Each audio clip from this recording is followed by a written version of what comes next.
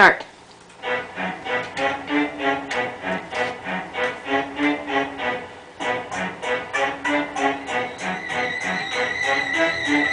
Romeo thought Rosaline was such a hottie. Benvolio said, find another shotty. Examine other beauties, aight, you heard? And then your broken heart will be cured. Then Peter came and asked them for some help.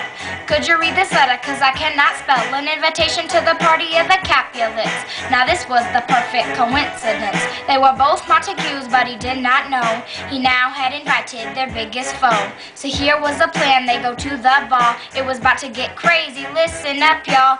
Romeo and Juliet, it was love at first sight.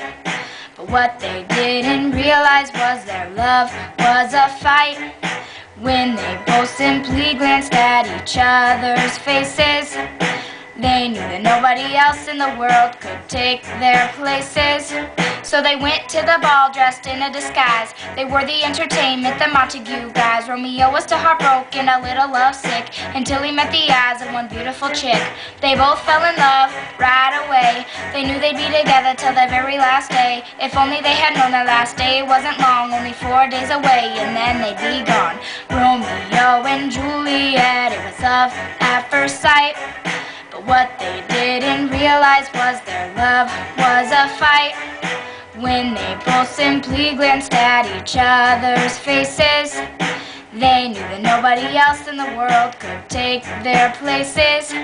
At first they didn't know each other's identities, but then they realized they were born to be enemies. After the party, Romeo's boys left. He went to find Juliet, the one he'd met. He saw her on the balcony when they said, Romeo, Romeo, wherefore art thou, Romeo? You're so beautiful and I really love you. Why, oh why are you a Montague? They vowed to get married, yeah, it went kinda fast. Tomorrow they would be together at last. Romeo and Juliet, it was love at first sight.